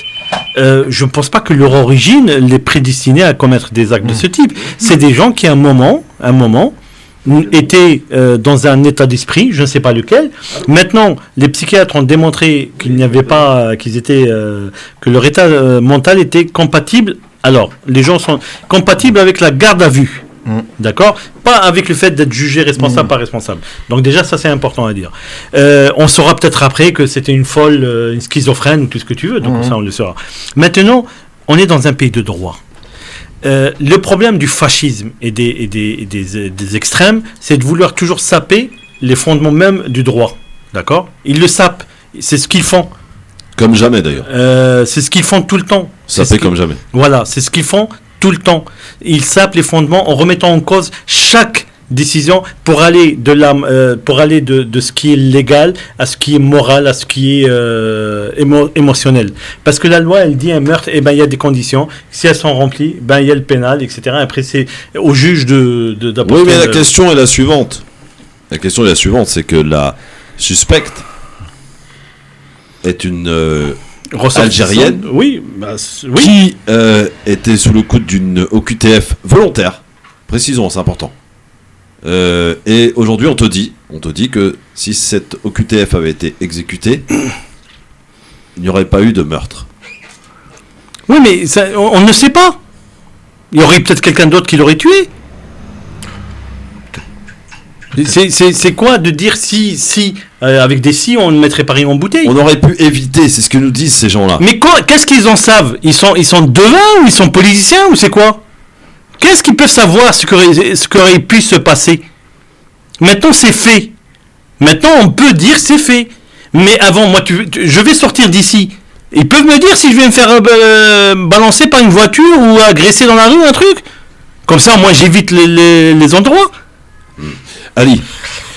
Alors, donc la caractéristique effectivement de cet événement tragique, c'est que, tu vois, dans ta question, quand on traite l'information, on met toujours 2 choses en avant. L'état civil de la personne, son nom, Dabia, algérienne. Dabia B, algérienne. Tu sais, la répétition en permanence, automatiquement, que tu le veuilles ou non, dans l'esprit des gens, Dabia B, d'origine algérienne, sans papier, OQTF, les gens automatiquement vont faire une corrélation en disant ah bah oui, c'est vrai que si cette personne-là n'avait rien à faire ici, il est logique et il est normal que cette personne n'aurait pas subi. Dans la logique des choses possibles, bien entendu, certainement.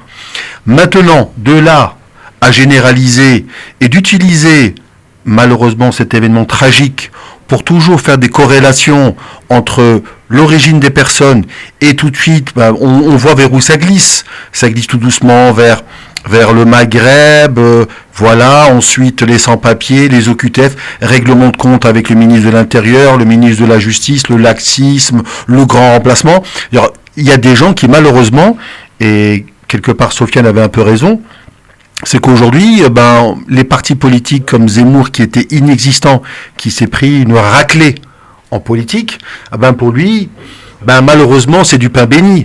L'opportunité pour lui de pouvoir sortir et dire aux gens et d'aller ce que moi j'appelle le marketing de la peur, parce que tu vois, on a fait le comparatif avant avec l'alcool. L'alcool a tué des gens.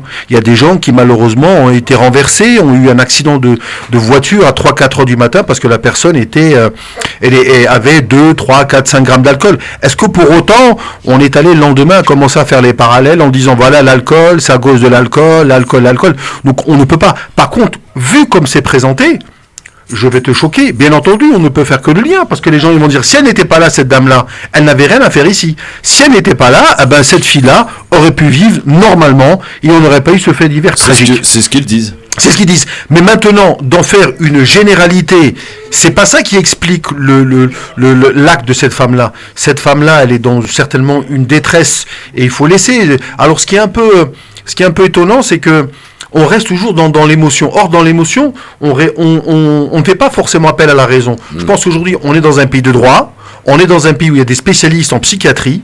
Cette personne a besoin d'être analysée, observée par des psychiatres qui vont rendre des rapports et qui vont, eux, nous apporter des réponses parce que nous-mêmes, on est surpris, choqués par ce niveau de violence, par cet acte innommable.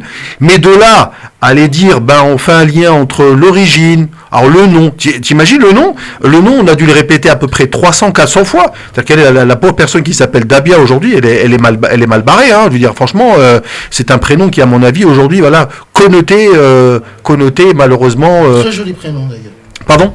Oui, c'est un très joli prénom. Mais tu vois, et preuve en est, et on a eu une décence même de la part de Marine Le Pen et même Jordan Bardella pour tout de suite, parce que regarde, je pense que cet événement, malheureusement, il est à personnaliser. Les gens qui ont besoin d'aide aujourd'hui, c'est la famille de cette fille-là, de cette pauvre fille qui malheureusement n'est plus là aujourd'hui. Les parents qui sont en détresse. C'est à ces gens-là qu'on doit apporter un support. Et quoi de mieux? De quoi ont besoin les parents? Qu'on soit à leur côté, qu'une vraie mobilisation. Maintenant, dire que cette personne, elle s'appelle Dabia, c'est pas ça qui va la faire revenir. Que cette personne avait une OQTF, c'est pas ça qui va la faire revenir. Mais on a besoin de ça. Or, ce matin, j'ai écouté Zemmour. On a l'impression le type, il était content, il était dans ça. Parce qu'au bout de 3 minutes, il est arrivé dans sa fameuse théorie du grand remplacement.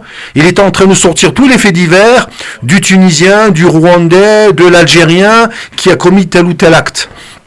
Je pense pas qu'il y ait une prédisposition. Il a oublié Nordal Hollandais, il a oublié... Oui, Nordal Hollandais. Regarde, je te faisais la comparaison. Aux États-Unis, on a des meurtres en cascade. Beaucoup de gens meurent par malheureusement coup de feu. Hein, le nombre d'homicides qu'on a aux États-Unis. Est-ce que pour autant, tu vois, aux États-Unis, c'est monté à un degré relativement important, parce qu'on était là sur la loi. Est-ce qu'il fallait encore laisser les armes, parce que les armes sont en vente libre aux États-Unis.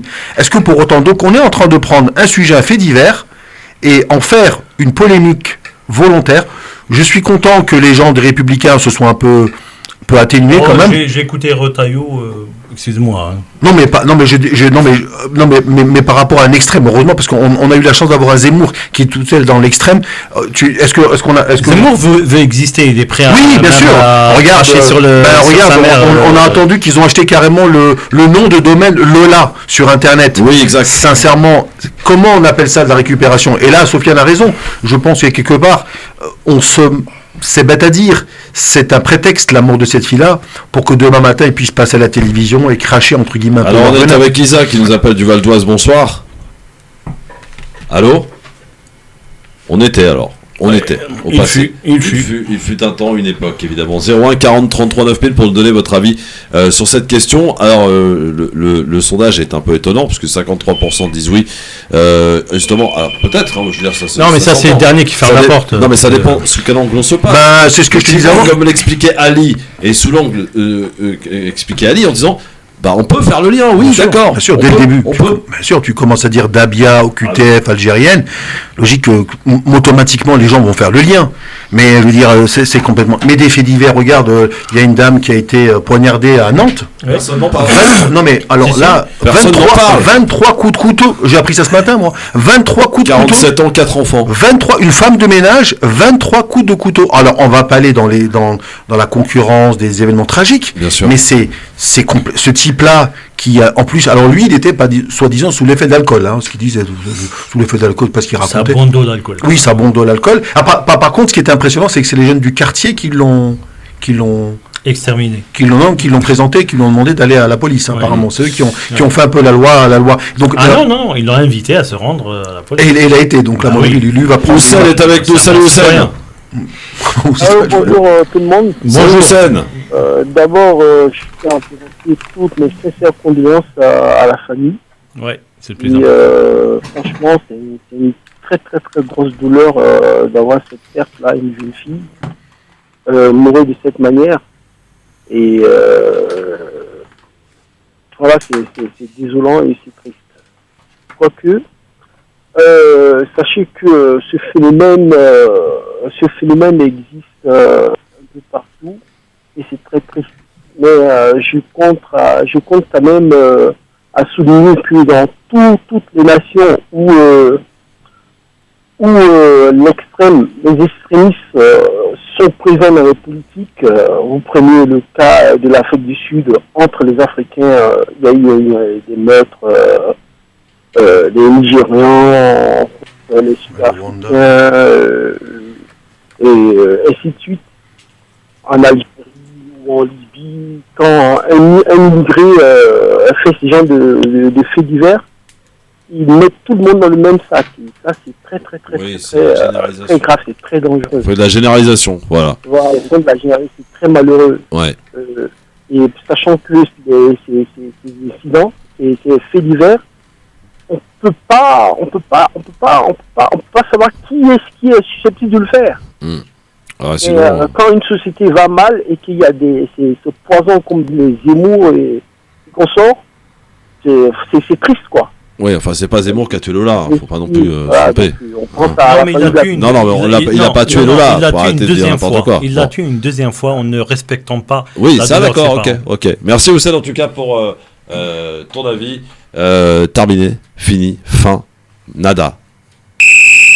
Voilà. C'est la fin de la battle, absolument. Mais moi, je pense qu'effectivement, la société française s'en portera beaucoup mieux quand il considérera l'ensemble des faits divers, parce que la multiplication des faits divers deviendront des faits majeurs. Je pense que effectivement la société bougera et on aura des leçons effectivement à retenir et surtout d'agir derrière, parce que c'est vrai qu'au niveau des lois, c'est pas aussi simple. Et je pense que madame sera servie dans un instant. Restez avec nous, le Grand Forum revient dans un instant sur France Maghreb 2. Le Grand Forum. Je donne le résultat quand même final de la battle qui avait lieu il y a un instant. 51% de oui, 49% de non. Donc ça a été assez partagé. Et puis juste pour terminer, en général, quand on parle de gens qui sont sans papier de ZQTF, on va jamais parler souvent en bien d'eux. Hein. Ça c'est sûr. Allez, c'est l'heure maintenant de retrouver Mam qui va nous faire retourner un petit peu en arrière avec une série. Vous avez certainement tous regardé. Madame est servie, Mam.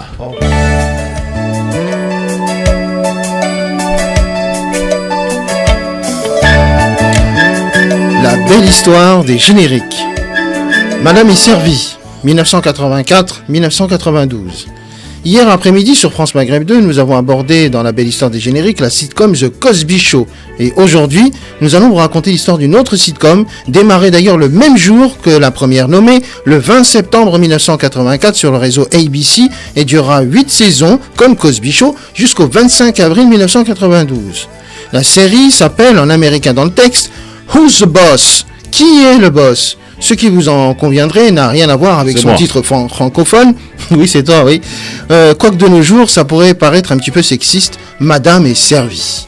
Le pitch: Tony Micheli, ex-champion de baseball veuf, italo-américain d'origine, souhaite quitter Brooklyn pour offrir à sa fille Samantha un cadre de vie plus agréable. Il devient alors homme à tout faire dans une famille aisée du Connecticut, constituée d'Angela Bauer, une riche femme d'affaires séparée de son mari, son fils Jonathan et sa mère Mona Robinson, une pétillante quinquagénaire. Interprété par le duo Judith Light, Angela et Tony Danza, Tony, qui d'ailleurs est un ancien champion de boxe dans la réalité, il est accompagné au casting par Catherine Elmond, Mona, Danny Pinturo, ou Pintoro, voilà, c'est beaucoup mieux comme ça, Jonathan, et la jeune révélation qui est Samantha, interprétée par Alyssa Milano. La série accueillera au cours de ses 8 saisons de nombreuses guest stars tels Ray Charles, Frank Sinatra, Mike Tyson, mesdames, messieurs, et Leslie Nielsen. Voilà, le pilote dans l'avion, c'est lui. La série remporte un Golden Globes en 1989 pour la prestation de Catherine Elmond comme meilleure actrice dans un second rôle. En France, Madame est servie apparaît pour la première fois non pas sur M6, mais sur Antenne 2, du 26 janvier au 1er mai 1987 pour les saisons 1 à 2.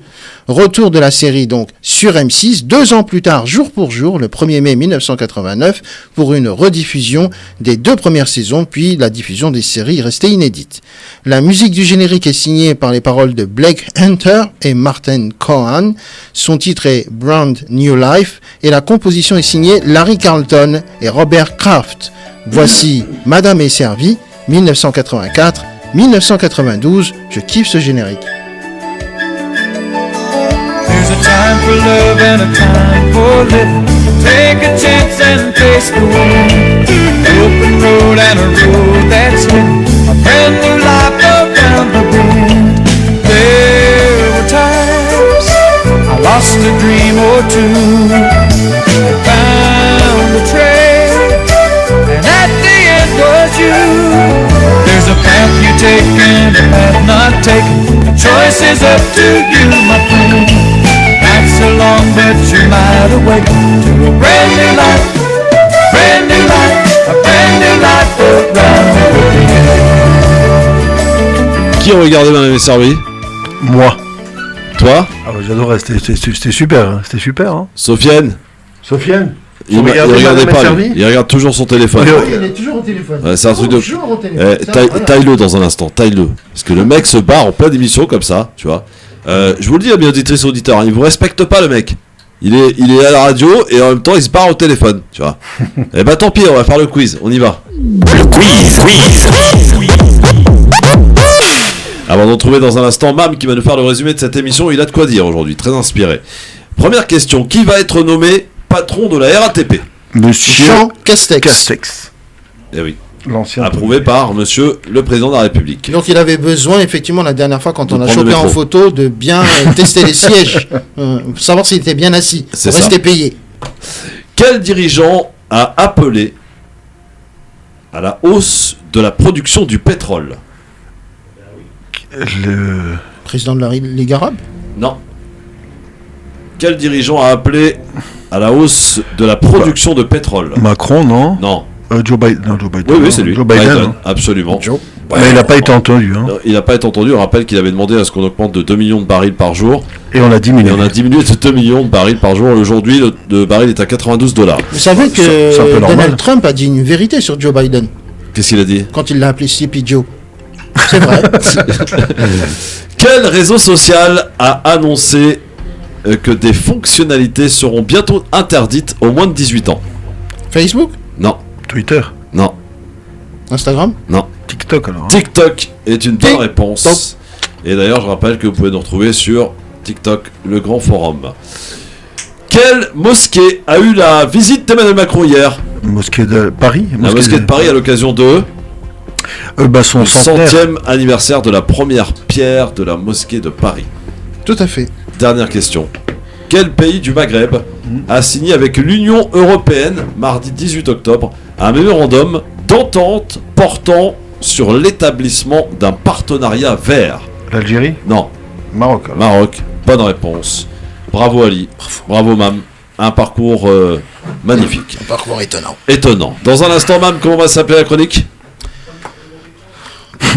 C'est la chronique. Alors si demain c'est je bien, ne suis... on a l'impression que tout est préparé dans cette émission. Non, je confirme, c'est préparé. Hein. Si demain je ne suis plus sur France Maghreb 2, vous comprendrez pourquoi, puisque la chronique du jour s'appelle Tout le monde veut prendre la place de Tarek Mami.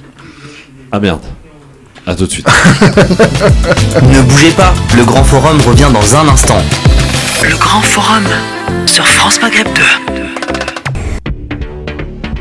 Le LGF, merci d'être avec nous en direct sur votre radio France Maghreb 2 avec Ali, directeur commercial, avec Sofiane Garbaoui, qui est la plus jeune. La bougeotte. Hein. Avec Mam, évidemment, sur France Maghreb 2. Et quand Mam est là, il écrit, il écoute, il supporte, et il nous en fait une chronique à la fin de cette émission. C'est parti.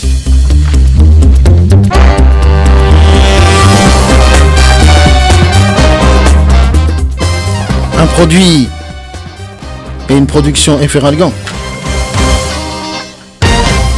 Présenté par Nergué. Tout le monde veut prendre la place de Tarek Mami.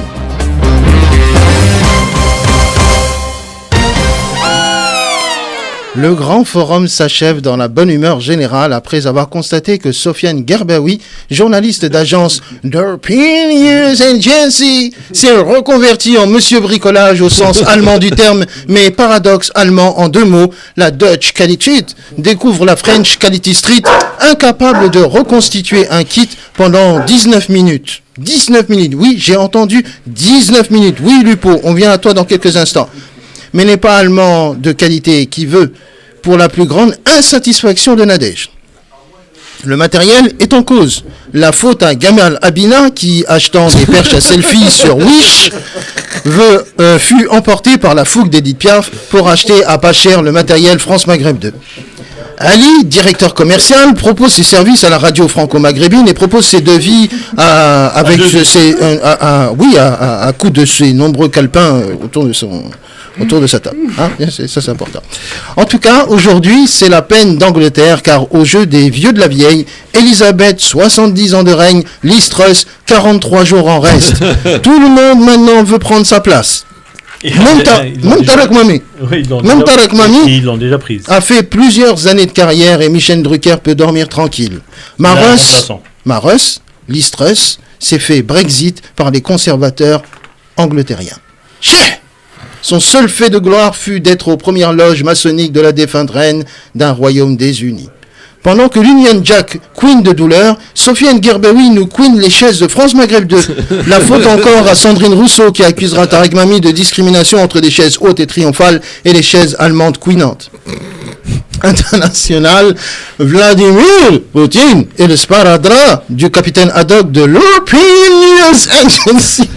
Et t'as vu que ça sent comme CIA. Non mais c'est incroyable, le mec il sort de l'élan, il en a pas du tout la tête. European News Agency, en préparant une garbure dont Sofiane a le secret de prononcer la loi martiale. D'après le docteur qui est un bon auditeur de France Maghreb 2, Vladimir Poutine vient de limoger son chef d'état-major pour le remplacer, d'après Radio Orient, par le grand épicier de Tchernobyl, le général Mazel Hamout. Je vous dis, il ne sert pas que du café dans les verres. Mazel Hamout. Au milieu de la guerre, il y a Tarek Mami, le survivant à tout, des plus grands cataclysmes. Tarek est le général qui ne bat jamais en retraite, devant personne, même pas devant Elisabeth Borne, qui dégaine telle Lucky Luke loseuse le 49.3 engageant la responsabilité du gouvernement pour faire passer un budget.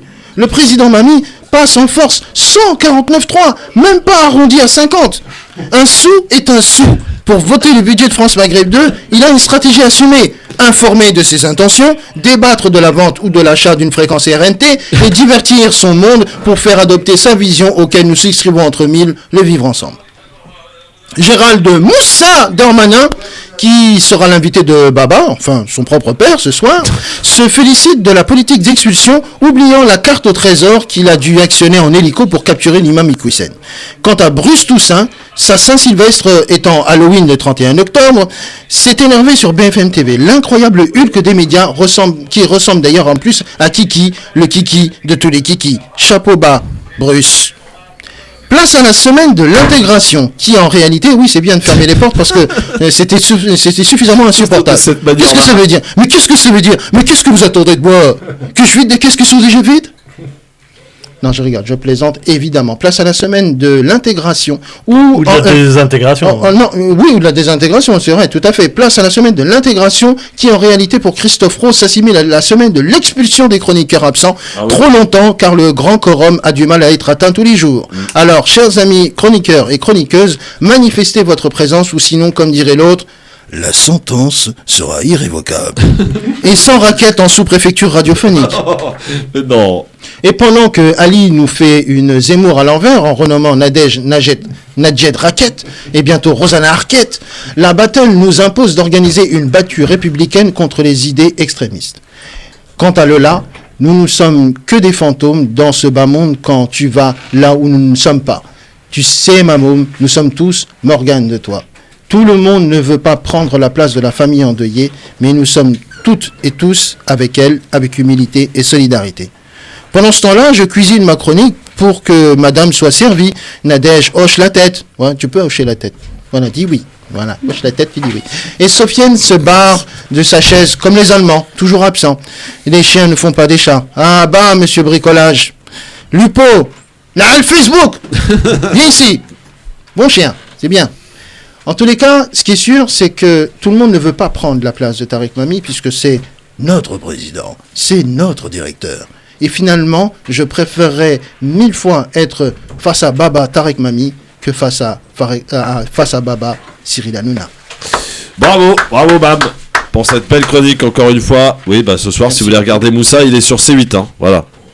Face à Baba avec Cyril. Qui va regarder? Franchement, dites-nous la vérité. Moi, je regarde pas, honnêtement, j'ai pas que ça. Ali, tu vas regarder? Non. Quand même. Non, parce que bon, c'est monsieur le ministre, quand même. Ouais, mais je sais pas, ils vont parler de quoi? Bah, ils vont parler de plein de choses. Apparemment, il va y avoir plein de questions des Français. Des Français? Ouais, des Français. Ouais, bon, bah, écoute, si les sujets sont... Bah, moi, j'aime pas trop ce mélange de genres. C'est une émission, je crois, à vocation un peu humoristique, non? Oui, enfin, TPMP. Là, c'est l'émission Face à Baba. Ouais, donc à mon avis, ouais. Ouais, bon, d'accord, ça t'intéresse pas. Non. Mam, tu vas regarder? Non. Pour ta chronique de demain, t'as peut-être besoin de regarder, non. Déjà, il n'y aura pas de chronique demain, si ce n'est effectivement la belle histoire des génériques. Mais non, je crois que le jeudi, il y a Vintage Mécanique sur RMC Découverte. Donc ça me va. Non, mais moi, sincèrement, je regarde pas déjà l'émission de Cyril Hanouna. Je vous prie, c'est le patron du PAF. Non, c'est le patron du PAF, respectez un peu. Non, c'est Cyril, c'est ça? Oui, Cyril. Cyril. Cyril, oui, bah, Cyril, il s'appelle Cyril, tant mieux pour lui. Non, je regarde pas, c'est une émission que j'ai du mal à comprendre. Bon, d'accord, très bien. Je suis pas assez intelligent pour ça. Voilà, c'est Arte, évidemment, que personne. Non, je regarde pas Arte, je regarde... Non, mais j'adore, tout le monde dit je regarde Arte, tu regardes les audiences dans le main, ça fait 0,1. Okay, bah, les 0,1, c'est moi. Soit il y a des menteurs, soit c'est les sondages qui se trompent. Enfin, c'est les audiences qui se trompent. Non, moi je regarde comme mon ami... Machine et découverte, comment c'est fait sur Planète très bien. Républicaine. Ça donne super envie. Merci beaucoup à tous les trois, évidemment. Merci aux auditeurs de nous avoir supportés cet après-midi aussi. Demain, un mec insupportable aussi sera avec nous, Philippe Bouriaki. Il y aura également parmi nous Sabrina Gassim, artiste, qui sera avec nous aussi. Moi, je ne serai pas. Et toi, tu ne seras pas, puisque il y aura Nicolas Jeannetet aussi qui sera avec nous sur France Maghreb 2. Rendez-vous demain si vous voulez bien. Passez une excellente soirée avec Medjahed jusqu'à 20h, Fauzi jusqu'à 22h. Et Youssef Hachmain jusqu'à minuit. Allez, bon programme à tous, bonne soirée. Le premier salon de l'immobilier algérien en France vous présente votre émission quotidienne Le Grand Forum, animée par Christophe Fro de 16h à 18h. Le Ciné Paris, qui aura lieu les 28, 29 et 30 octobre prochains à l'espace Charenton dans le 12e arrondissement de Paris, présentera les meilleures offres immobilières aux ressortissants algériens basés à l'étranger. Entrée gratuite, rendez-vous sur cinéparis.com. C'était l'émission Le Grand Forum avec Christophe Fro sur France Maghreb 2. France Maghreb 2.